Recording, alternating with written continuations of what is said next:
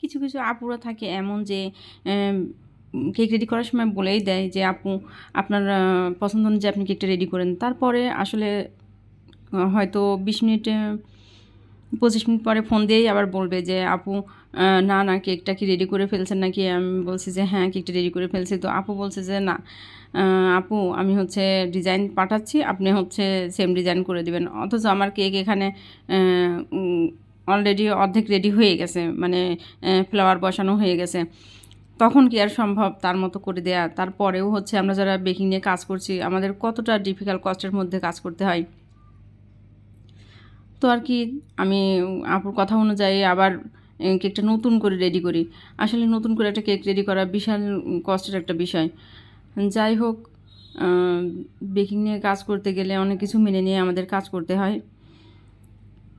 তো এই তো আমি কেকটি ক্রাম কোট করে নিব এখন। ক্রাম কোট করে নিয়েছি অলরেডি। তারপরে আমি এভাবে পাইপিং ব্যাগের মাধ্যমে ক্রিম দিয়ে নিয়েছি উপর সাইডে, সাইডটাতেও সাইড পার্টনেও দিয়ে নিয়েছি।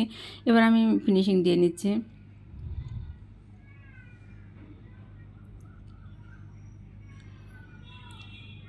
এভাবে নাইফের সাহায্যে আমি ফিনিশিং দিয়ে নিচ্ছি। খুবই আলতো হাতে এভাবে আস্তে আস্তে ফিনিশিং দিয়ে নিব।